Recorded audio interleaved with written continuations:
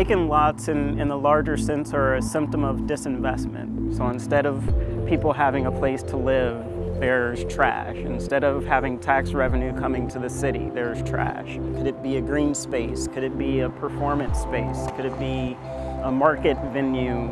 Instead of trash and pavement, you could have activity and life. So reimagining a space like this is really key to, giving people a different image of what their neighborhood can become, what their community can be. My name is Justin Moore. I'm an urban designer for the New York City Department of City Planning. I'm from Indianapolis. I grew up in the inner city. There's been a long history of vacancy, disinvestment. There are still large tracts of vacant and underutilized land. Urban Patch really started in a very personal way. My grandfather ran a very large urban agriculture program in the 1940s. Looking at that history, we were like, duh, this is the same problem we have now. So I went to the neighborhood where I'm from. We bought a vacant lot and a vacant house, and we said we're going to reinvent these spaces. We were really excited to use ioby to do the fundraising for our open space. It really helps make the project a community project. We say our mission is to make the American inner city better, which is a huge goal. It's not only kind of a beautification project, it really has real impact on people's lives. This project is really kind of pulling together all these things that really make me feel like I've made a really important connection to my family and to my history. We definitely have a lot of vacant space in Bed-Stuy. It's been a staple in my childhood. I was born and raised here, but I don't think it has been something that people thought they could change until recently. Until Paula from 596 Acres put the sign up, I had no idea that we had the power to take over vacant land and turn it into something productive.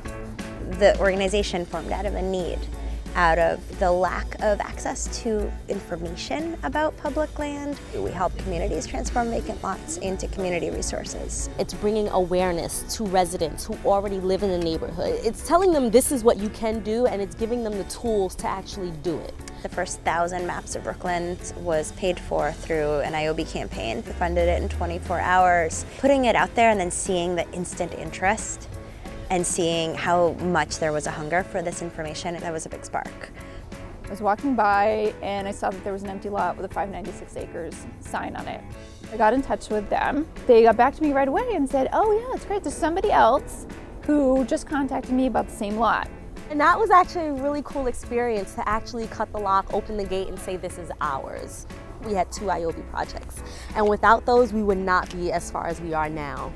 We bought everything that we needed. Watching this project grow has been a huge part of my life.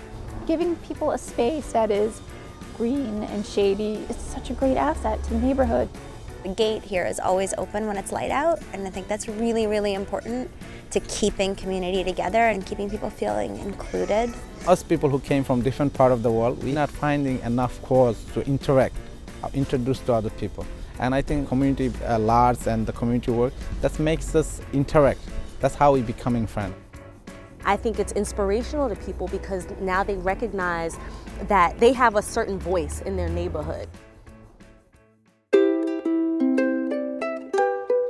East New York is a community where we didn't have a really good access to fresh food. This neighborhood is considered a food desert. Something really fresh and really good is really, really expensive. One day somebody asked me if I want to do something new in the community. I said, what kind? And she said, something green. In this place before, it was a place that were full of garbage. Rats, all kind of things running out of the gate. Finally, on Earth Day, things really got started with pulling weeds, bringing in truckloads of dirt and truckloads of mulch. Everything that's here in this garden was made by hand. Now it's a place where people look and they come in. It's for the community. Then we have eggplant, we have tomatillos, some herbs, and stevia. During summer, from one bed, we got almost more than 35 pounds of tomatoes.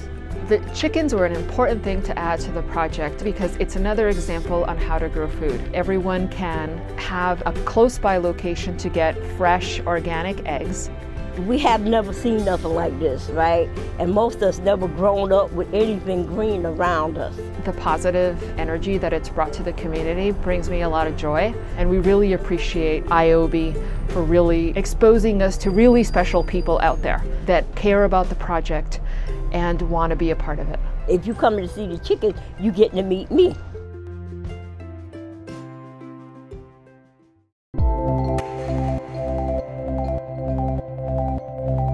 We need places like that to avoid violence, to avoid crime, and to have something to offer as an alternative to youth people. With the garden here, it transformed the neighborhood and make people think that we're not blocked in. We can do just about anything we want to do if we stick together and do it together. And this is what the garden is about, togetherness. When people see that a community is united, when a community really works hard to have beautiful things, they're like, wow, these people care, and I want to be a part of it. To say we are taking this over, we are going to make decisions based on community's needs, we're going to make decisions collectively as a community, I think that that is in itself is powerful. What ioby is really doing is using new social models and social interactions to enable that get things done attitude for how you impact your community. My big hopes is to have more places like this around this neighborhood, and not in this neighborhood, around all New York.